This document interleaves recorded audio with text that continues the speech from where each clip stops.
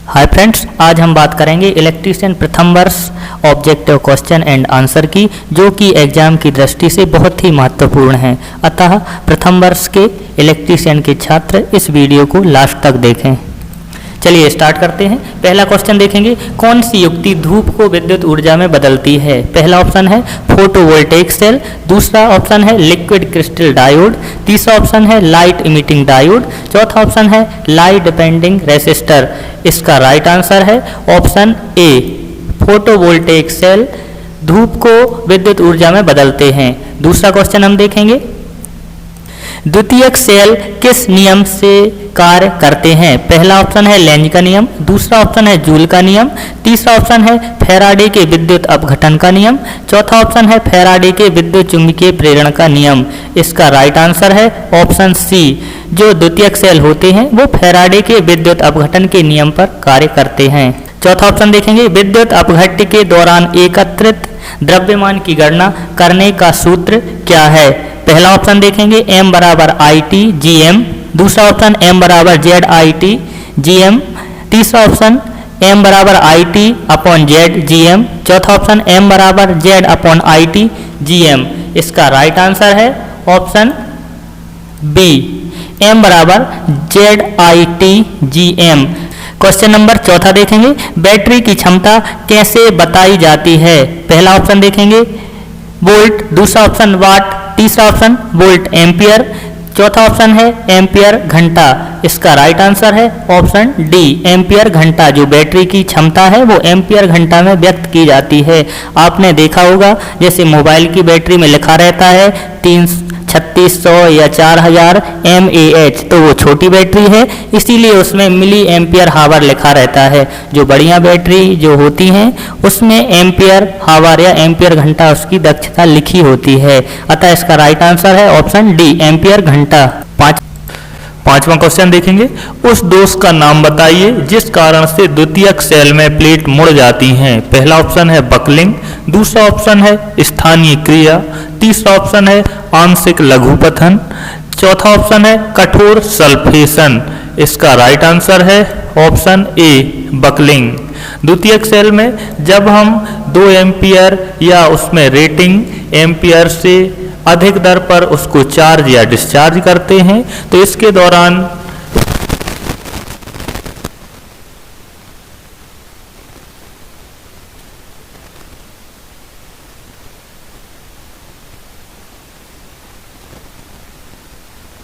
Ampere, चौथा option coulomb. इसका right answer है ऑप्शन डी, विद्युत आवेश की इकाई कूलम है। सातवां क्वेश्चन देखेंगे, लिथियम सेल का निर्गत वोल्टेज कितना होता है? पहला ऑप्शन है 1.2 वोल्ट, दूसरा ऑप्शन है 1.5 वोल्ट, तीसरा ऑप्शन है 1.8 वोल्ट, चौथा ऑप्शन है 2.5 वोल्ट। इसका राइट आंसर है ऑप्शन डी, लिथियम सेल का निर्गत वोल्टेज 2.5 वोल्ट होता है।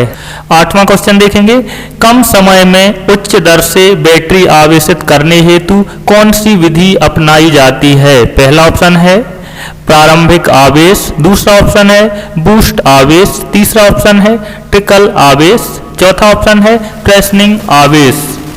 इसका राइट आंसर है ऑप्शन बी, बूस्ट आवेश। जब कम समय में हमें बैटरी को चार्ज करनी होती है तो हम बूस्ट चार्जिंग अपनाते हैं। नौवां क्वेश्चन देखेंगे, कार्बन जस्ता शुष्क सेल में कौन सा विद्युत अपघट्य उपयोग किया जाता है? पहला ऑप्शन है तनु सल्फ्यूरिक अम्ल, दूसरा ऑप्शन है अमोनियम क्लोराइड, तीसरा ऑप्शन है पोटेशियम हाइड्रोक्साइड, चौथा ऑप्शन है सांद्र सल्फ्यूरिक अम्ल। इसका राइट आंसर है ऑप्शन बी, अमोनियम क्लोराइड। 10वां क्वेश्चन देखेंगे, द्रवों में विद्युत धारा प्रवाहित होना कौन सा प्रभाव है? पहला ऑप्शन ऊष्मीय प्रभाव, दूसरा ऑप्शन है प्रकाशीय प्रभाव, तीसरा ऑप्शन है चुंबकीय प्रभाव, चौथा ऑप्शन है रासायनिक प्रभाव। इसका राइट आंसर है ऑप्शन डी, द्रवों में जब विद्युत का प्रवाह होता है तो वह रासायनिक प्रक्रिया या रासायनिक प्रभाव कहलाता है।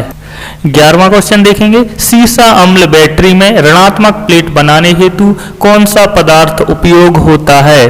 पहला ऑप्शन है लेड डाइऑक्साइड, दूसरा ऑप्शन है स्पंज सीसा, तीसरा ऑप्शन है लेड परऑक्साइड, चौथा ऑप्शन है लेड सल्फेट। इसका राइट आंसर है ऑप्शन बी, स्पंज लेड या स्पंज सीसा। 12वां क्वेश्चन देखेंगे, धातु सतह के क्षरण के नियंत्रण हेतु कौन सी तकनीक प्रयोग होती है? पहला ऑप्शन है एनोडिक सुरक्षा, दूसरा ऑप्शन है कैथोडिक सुरक्षा, तीसरा ऑप्शन है इलेक्ट्रोलिटिक सुरक्षा, चौथा ऑप्शन है स्थिर विद्युत सुरक्षा। इसका राइट आंसर है ऑप्शन बी, कैथोडिक सुरक्षा। 13वां क्वेश्चन देखेंगे, डिजिटल घड़ियों में सामान्यतः कौन सा सेल प्रयोग किया जाता है? पहला ऑप्शन है वोल्टेज सेल, दूसरा ऑप्शन है लिथियम सेल, तीसरा ऑप्शन है पारा या मरकरी सेल, चौथा ऑप्शन है सिल्वर ऑक्साइड सेल। इसका राइट आंसर है ऑप्शन सी, मरकरी सेल। जो डिजिटल घड़ी होती है उसमें मरकरी सेल का प्रयोग किया जाता है। 14वां क्वेश्चन देखेंगे, समांतर युग्मन परिपथ में यदि एक सेल को विपरीत ध्रुवता के साथ संयोजित किया जाए तो क्या प्रभाव होगा? पहला ऑप्शन है वोल्टेज शून्य हो जाएगा, दूसरा ऑप्शन है खुला परिपथ हो जाएगा, तीसरा ऑप्शन है लघुपथित हो जाएगा, चौथा ऑप्शन है कोई प्रभाव नहीं होगा, सामान्य रूप से कार्य होगा। इसका राइट आंसर है ऑप्शन सी, यदि ऐसा होगा तो सर्किट शॉर्ट सर्किट हो जाएगा। इसका ऑप्शन नंबर सी इसका राइट आंसर है। 15वां क्वेश्चन देखेंगे, बैटरी आवेशक में फाइन सेलेक्टर स्विच का क्या कार्य है? पहला ऑप्शन है धारा रेटिंग का चुनाव, दूसरा ऑप्शन है आवेशन समय का चुनाव। इसका राइट आंसर है ऑप्शन ए, जो बैटरी आवेशन या बैटरी चार्जर में फाइन सेलेक्टर स्विच होता है उसका कार्य धारा रेटिंग का चुनाव करना होता है। 16वां क्वेश्चन देखेंगे, सौर सेल में तापमान के संदर्भ में निर्गत शक्ति पर क्या प्रभाव होगा? पहला ऑप्शन है तापमान में कोई प्रभाव नहीं, दूसरा ऑप्शन है तापमान में वृद्धि के साथ वृद्धि, तीसरा ऑप्शन है तापमान में वृद्धि के साथ कमी, चौथा ऑप्शन है तापमान में कमी के साथ कमी। इसका राइट आंसर है ऑप्शन डी, तापमान में कमी के साथ कमी।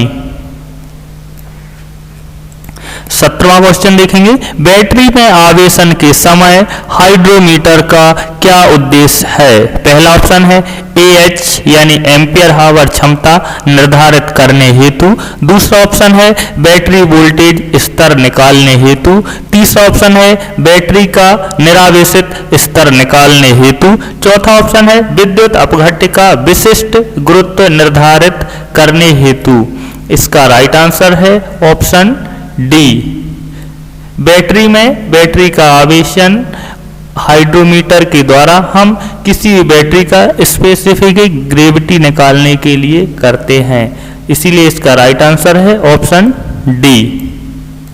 18वां क्वेश्चन देखेंगे, फैराडे के विद्युत अपघटन के प्रथम नियम का सूत्र क्या है? पहला ऑप्शन है M बराबर Z अपॉन IT, दूसरा ऑप्शन है M बराबर ZIT, तीसरा ऑप्शन है M बराबर IT अपॉन Z, चौथा ऑप्शन है M बराबर ZT अपॉन I। इसका राइट आंसर है ऑप्शन बी, M बराबर ZIT। 19वां क्वेश्चन देखेंगे, सीसा अम्ल सेल में विद्युत अपघट्य की तरह क्या उपयोग किया जाता है? पहला ऑप्शन है हाइड्रोक्लोरिक अम्ल, दूसरा ऑप्शन है अमोनियम क्लोराइड, तीसरा ऑप्शन है पोटेशियम हाइड्रोक्साइड, चौथा ऑप्शन है तनु सल्फ्यूरिक अम्ल। इसका राइट आंसर है ऑप्शन डी, तनु सल्फ्यूरिक अम्ल। 20वां क्वेश्चन देखेंगे, परिपथ का कुल वोल्टेज क्या है? इसमें 1.5 वोल्ट के 1, 2, 3, 4, 5, 6 सेल लगे हुए हैं। इसमें हमें परिपथ का कुल वोल्टेज बताना है। पहला ऑप्शन है 1.5 वोल्ट, दूसरा ऑप्शन है 6 वोल्ट, तीसरा ऑप्शन है 7.5 वोल्ट, चौथा ऑप्शन है 9.0 वोल्ट। इसका राइट आंसर है ऑप्शन ए 1.5 वोल्ट, क्योंकि ये सारे सेल पैरेलल में जुड़े हुए हैं। इस कारण से आप पैरेलल में जितने भी सेल जोड़ दें उनकी अगर सेम वैल्यू के आप सेम सेल जोड़ेंगे तो उनका मान सेम ही रहेगा। यहाँ पर 1.5 के 6 सेल जुड़े हुए हैं, 6 की जगह आप 10 सेल भी जोड़ेंगे तो उनका परिपथ का जो वोल्टेज रहेगा सेम ही रहेगा। यदि आप इन सभी सेलों को श्रेणी क्रम में जोड़ते और 6 सेल रहते 1.5 वोल्ट के तो उनका टोटल वोल्ट 9 वोल्ट हो जाता। 21वां क्वेश्चन देखेंगे, सीसा अम्ल सेल की आवेशन की रासायनिक क्रिया के दौरान धनात्मक प्लेट पर क्या आएगा?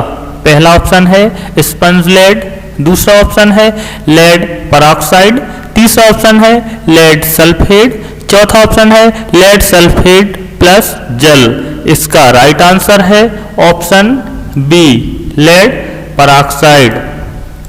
22वां क्वेश्चन देखेंगे, बैटरी के आवेशन के दौरान वेंट प्लग को खोला क्यों जाता है? पहला ऑप्शन है गैसों को स्वतंत्रता पूर्वक बाहर निकलने हेतु, दूसरा ऑप्शन है ऑक्सीजन को अंदर आने देने हेतु, तीसरा ऑप्शन है विद्युत अपघट्य का स्तर जांचने हेतु। इसका राइट आंसर है ऑप्शन ए। बैटरी को चार्ज करते समय हमें उसके वेंट प्लग जो ऊपर लगे हुए रहते हैं उसके प्लग को हल्का सा खोल देना चाहिए जिससे उसकी गैसें स्वतंत्रता पूर्वक बाहर निकल सकें। 23वां क्वेश्चन देखेंगे, कौन सी विधि में बैटरी को कम धारा पर लंबे समय तक आवेशित किया जाता है? पहला ऑप्शन है दिष्टकारी विधि, दूसरा ऑप्शन है ट्रिकल आवेशन विधि, तीसरा ऑप्शन है नियत धारा विधि, चौथा ऑप्शन है नियत विभव विधि। इसका राइट आंसर है ऑप्शन बी ट्रिकल चार्जिंग विधि। जब हम बैटरी को लंबे समय तक चार्ज करते हैं तो हम उसकी बहुत रेटिंग धारा से बहुत कम एम्पियर पर लंबे समय तक ट्रिकल चार्जिंग हेतु बैटरी को आवेशन पर लगा देते हैं। 24वां क्वेश्चन देखेंगे, सीसा अम्ल बैटरी में कठोर सल्फेशन दोष को कैसे जाना जाता है? पहला ऑप्शन है नए विद्युत अपघट्य से बदलकर, दूसरा ऑप्शन है नए इलेक्ट्रोड से बदलकर, तीसरा ऑप्शन है बैटरी को कम धारा से लंबे समय तक पुनः आवेशित करके, चौथा ऑप्शन है बैटरी को अधिक धारा से कम समय तक पुनः आवेशित करके। इसका राइट आंसर है ऑप्शन सी। बैटरी को कम धारा से लंबे समय तक पुनः आवेशित करने के लिए जब किसी बैटरी को कई दिनों तक हम चार्ज या डिस्चार्ज नहीं करते हैं तो उसका सीसा जो अम्ल रहता है वह जम जाता है और उसमें सल्फेशन का दोष हो जाता है। इस सल्फेशन को दूर करने के लिए हम बैटरी को ट्रिकल चार्जिंग में यानी कम धारा से लंबे समय तक आवेशित करने हेतु लगा देते हैं। 25वां क्वेश्चन देखेंगे, सिल्वर ऑक्साइड बैटरी में कौन सा पदार्थ कैथोड इलेक्ट्रोड की तरह उपयोग किया जाता है? पहला ऑप्शन है जिंक, दूसरा ऑप्शन है कॉपर, तीसरा ऑप्शन है कार्बन, चौथा ऑप्शन है सिल्वर ऑक्साइड। इसका राइट आंसर है ऑप्शन ए जस्ता। 26वां क्वेश्चन देखेंगे, चांदी का विद्युत रासायनिक तुल्यांक क्या है? पहला ऑप्शन है 0.001182 मिलीग्राम प्रति कूलाम, दूसरा ऑप्शन है 0.0112 मिलीग्राम प्रति कूलाम, तीसरा ऑप्शन है 0.1182 मिलीग्राम प्रति कूलाम, चौथा ऑप्शन है 1.1182 मिलीग्राम प्रति कूलाम। इसका राइट आंसर है ऑप्शन डी 1.1182 मिलीग्राम प्रति कूलाम। 26वां क्वेश्चन देखेंगे, सीसा अम्ल की निरावेशन की रासायनिक क्रिया के दौरान ऋणात्मक प्लेट पर क्या आएगा? पहला ऑप्शन है स्पंज लेड, दूसरा ऑप्शन है लेड परऑक्साइड, तीसरा ऑप्शन है लेड सल्फेट, चौथा ऑप्शन है लेड सल्फेट प्लस जल। इसका राइट आंसर है ऑप्शन सी लेड सल्फेट। 28वां क्वेश्चन देखेंगे, सीसा अम्ल बैटरी में विभाजक का क्या उद्देश्य है? पहला ऑप्शन है विद्युत अपघट्य हेतु रास्ता प्रदान करना, दूसरा ऑप्शन है धनात्मक एवं ऋणात्मक प्लेटों को अच्छे से पकड़े रहना, तीसरा ऑप्शन है धनात्मक एवं ऋणात्मक प्लेट के मध्य लघु पतन होने से रोकना, चौथा ऑप्शन है धनात्मक एवं ऋणात्मक प्लेट को व्यवस्थित तरीके से रखना। इसका राइट आंसर है ऑप्शन सी, धनात्मक एवं ऋणात्मक प्लेट के मध्य लघु पतन होने से रोकना। किसी भी जो बैटरियां रहती हैं या सीसा अम्ल बैटरी होती है उसमें बीच में सेपरेटर लगा दिए जाते हैं जिससे जो धनात्मक एवं ऋणात्मक प्लेटें हों वो आपस में शॉर्ट सर्किट ना हो। 29वां क्वेश्चन देखेंगे, सीसा अम्ल बैटरी का विशिष्ट घनत्व मापने हेतु कौन से उपकरण का प्रयोग किया जाता है? पहला ऑप्शन है बैरोमीटर, दूसरा ऑप्शन है हाइड्रोमीटर, तीसरा ऑप्शन है एनीमोमीटर, चौथा ऑप्शन है उच्च दर निरावेशन टेस्टर। इसका राइट आंसर है ऑप्शन बी, हाइड्रोमीटर। बैटरी का अपेक्षिक घनत्व या स्पेसिफिक ग्रेविटी मापने के लिए हम हाइड्रोमीटर का यूज करते हैं। 30वां क्वेश्चन देखेंगे, इन्वर्टर परिपथ कौन सा है? पहला ऑप्शन है ड्रिवेन इन्वर्टर, दूसरा ऑप्शन है SCR उपयोगित इन्वर्टर, तीसरा ऑप्शन है एकल ट्रांजिस्टर इन्वर्टर, चौथा ऑप्शन है दो कुंडलन ट्रांसफार्मर इन्वर्टर। इसका राइट आंसर है ऑप्शन बी, SCR उपयोगित इन्वर्टर। 31वां क्वेश्चन देखेंगे, सीसा अम्ल बैटरी में बकलिंग दोष का क्या प्रभाव पड़ता है? पहला ऑप्शन इलेक्ट्रोड का मुड़ जाना, दूसरा ऑप्शन विद्युत अपघट्य की शक्ति का कम हो जाना, तीसरा ऑप्शन इलेक्ट्रोडों के मध्य लघु पतन, चौथा ऑप्शन है आंतरिक प्रतिरोध में वृद्धि। इसका राइट आंसर है ऑप्शन ए, जब किसी भी बैटरी में बकलिंग होती है यानी प्लेटें मुड़ जाती हैं तो उसे हम इलेक्ट्रोडों का मुड़ना कहते हैं। इसका राइट आंसर है ऑप्शन ए, इलेक्ट्रोडों का मुड़ जाना।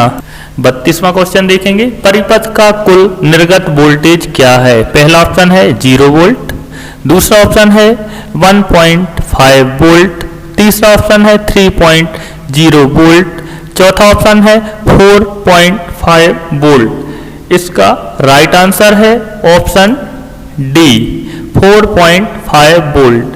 चूंकि ये बैटरी श्रेणी क्रम में जुड़ी हुई हैं इसलिए इनका सारा वोल्टेज जुड़ जाएगा। 1.5 वोल्ट की 3 बैटरियां जुड़ी हुई हैं, इस सेल जुड़े हुए हैं इसलिए इसका वोल्ट जो है वह है 4.5 वोल्ट। यदि ये सारे सेल पैरेलल में जुड़े हुए होते तो इसका टोटल वोल्टेज 1.5 वोल्ट होता। 33वां क्वेश्चन देखेंगे, शुष्क सेल में धनात्मक इलेक्ट्रोड के रूप में क्या प्रयोग होता है? पहला ऑप्शन है जस्ता, दूसरा ऑप्शन है कार्बन, तीसरा ऑप्शन है तांबा, चौथा ऑप्शन है लिथियम। इसका राइट आंसर है ऑप्शन बी, कार्बन। 34वां क्वेश्चन देखेंगे, भार बढ़ने पर सेल के सिरों के वोल्टेज में क्या होगा? पहला ऑप्शन है बढ़ेगा, दूसरा ऑप्शन है घटेगा, तीसरा ऑप्शन है शून्य तक गिरेगा, चौथा ऑप्शन है सामान्य रहेगा। इसका राइट आंसर है ऑप्शन बी, घटेगा। 35वां क्वेश्चन देखेंगे, वोल्टेज सेल में स्थानीय क्रिया दोष को कैसे रोका जाता है? पहला ऑप्शन है सेलों को श्रेणी में संयोजित करके, दूसरा ऑप्शन है विदुर्भक रंजक का उपयोग करके, तीसरा ऑप्शन है सेलों को समानांतर में संयोजित करके, चौथा ऑप्शन है जस्ता प्लेट का अमलगम करके। इसका राइट आंसर है ऑप्शन डी, जस्ता प्लेट पर अमलगम की प्रक्रिया करके। 36वां क्वेश्चन देखेंगे, m बराबर Z/IT, m बराबर Z/IT सूत्र में Z अक्षर किसे इंगित करता है? पहला ऑप्शन है समय सेकेंड में, दूसरा ऑप्शन है विद्युत अपघट्य का ECE, तीसरा ऑप्शन है धारा एम्पियर में, चौथा ऑप्शन है एकत्रित द्रव्यमान ग्राम में। इसका राइट आंसर है ऑप्शन बी, ECE या विद्युत अपघट्य का ECE। 37वां क्वेश्चन देखेंगे, तांबे का विद्युत रासायनिक तुल्यांक क्या है? पहला ऑप्शन है 0.329 मिलीग्राम प्रति कूलाम, दूसरा ऑप्शन है 0.329 ग्राम प्रति कूलाम,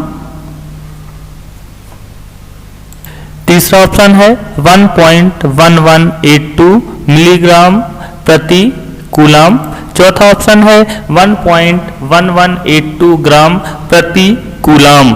इसका राइट आंसर है ऑप्शन ए 0.329 मिलीग्राम प्रति कूलाम।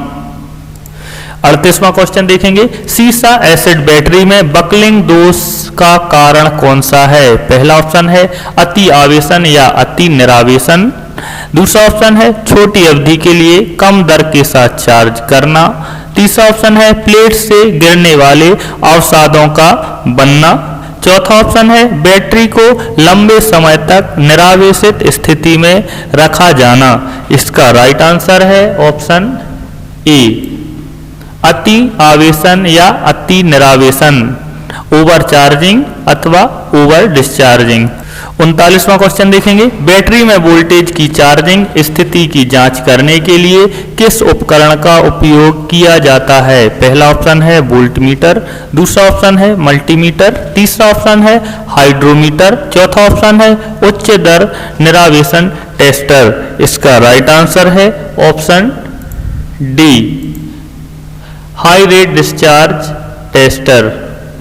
40वां क्वेश्चन देखेंगे, इलेक्ट्रोलिसिस के दौरान कौन सा हिस्सा इलेक्ट्रॉन खो रहा है? पहला ऑप्शन है कैथोड, दूसरा ऑप्शन है एनोड, तीसरा ऑप्शन है विद्युत अपघट्य, चौथा ऑप्शन है विभाजक। इसका राइट आंसर है ऑप्शन बी एनोड। आज के वीडियो में बस इतना ही।